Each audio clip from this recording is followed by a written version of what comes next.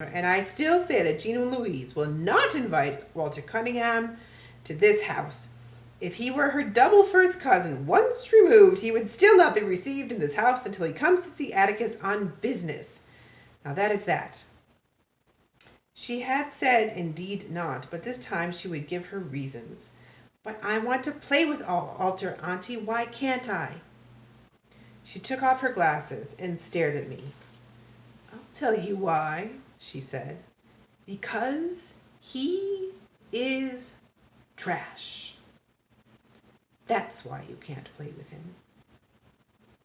I'll not have you around him, picking up his habits and learning Lord knows what. You're enough of a problem to your father as it is. I don't know what I would have done, but Jem stopped me. He caught me by the shoulders, put his arm around me, and led me sobbing in fury to his bedroom. Atticus heard us and poked his head around the door. It's all right, sir, Jem said gruffly. It's not anything. Atticus went away. Have it, chew, Scout. Jem dug into his pocket and extracted a Tootsie Roll. It took a few minutes to work the candy into a comfortable wad inside my jaw. Jem was rearranging the objects on his dresser. His hair stuck up behind and down in front, and I wondered if it would ever look like a man's.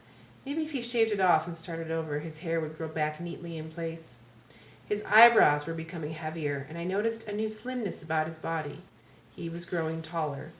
The author showing us with physical attributions what we've been seeing with his emotional and mental growth in these 2 short chapters. When he looked around, he must have thought I would start crying again, for he said, Show you something if you won't tell anybody. I said, What? He unbuttoned his shirt, grinning shyly. Well, what? Well, can't you see it?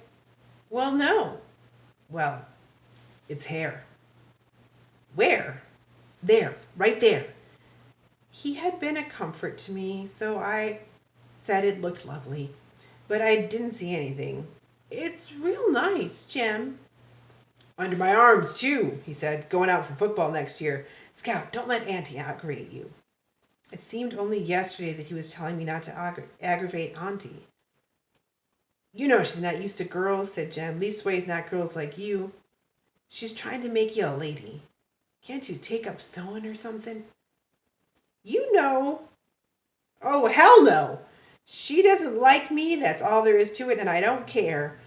It was her calling Walter Cunningham trash that got me going.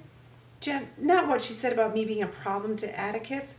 We got that all straight one time. I asked him if it was a problem, and he said not much of one, and at most one that he could always figure out, and not to worry my head a second about bothering him. Nah, it was Walter. That boy's not trash, Jem. He ain't like the Yules. Jem kicked off his shoes and swung his feet to the bed. He propped himself against a pillow and switched on the reading light. You know something, Scout? I've got it all figured out now. I thought about it a lot lately, and I've got it figured out. There's 4 kinds of folks in the world. This is important. 4 kinds of folks in the world. There's the ordinary kind like us, and the neighbors. There's the kind like the Cunninghams out in the woods, the kind like the Ewells down at the dump, and the Negroes. What about the Chinese and the Cajuns down yonder in Baldwin County? I mean in Macomb County. The thing about it is, our kind of folks don't like the Cunninghams. The Cunninghams don't like the Ewells. And the Ewells hate and despise the colored folks.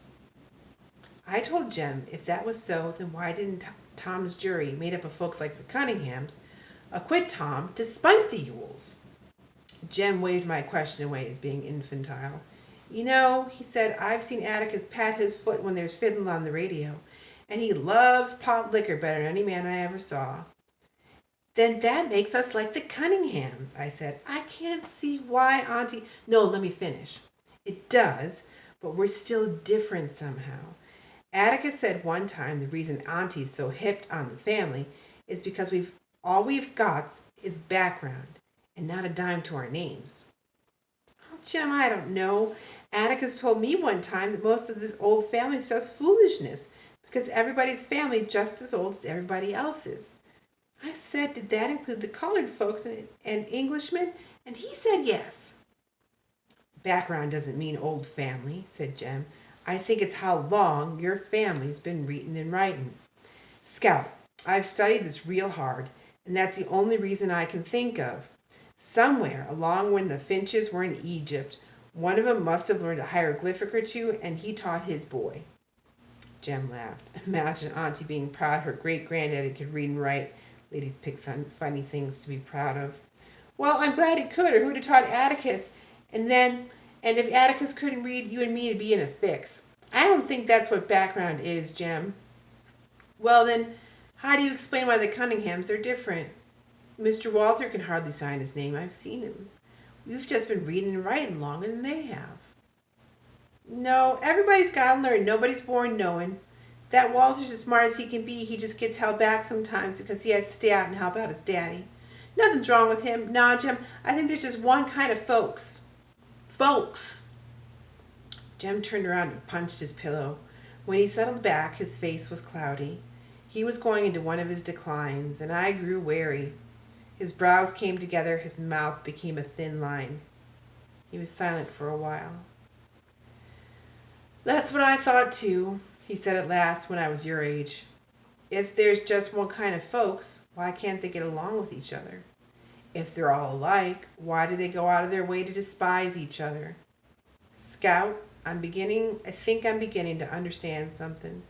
I think I'm beginning to understand why Boo Radley stayed shut up in the house all this time. It's because he wants to stay inside. So thus ends chapter 23. Things to think about. Let me grab my paper here. Things to think about with chapter 23 about Atticus's reaction to Bob Ewell's spitting in his face and threatening him.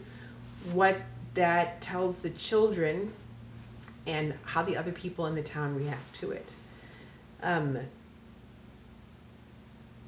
Is Atticus right about putting yourself in somebody else's shoes? He seems to have a good understanding of why Bob Ewell acts the way he acts.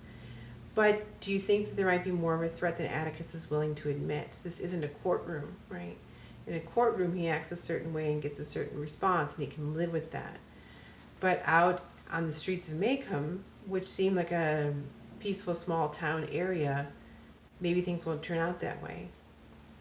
And then we need to really think about these distinctions that Aunt Alexandra's making. What is the difference between the Finches and the Cunninghams and the Ewells and African Americans?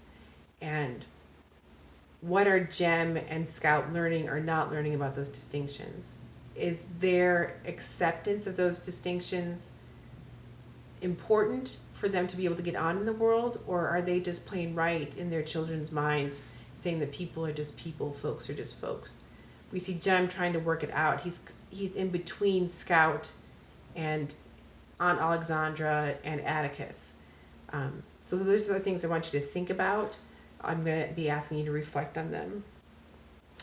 And is Jem right about Boo Radley?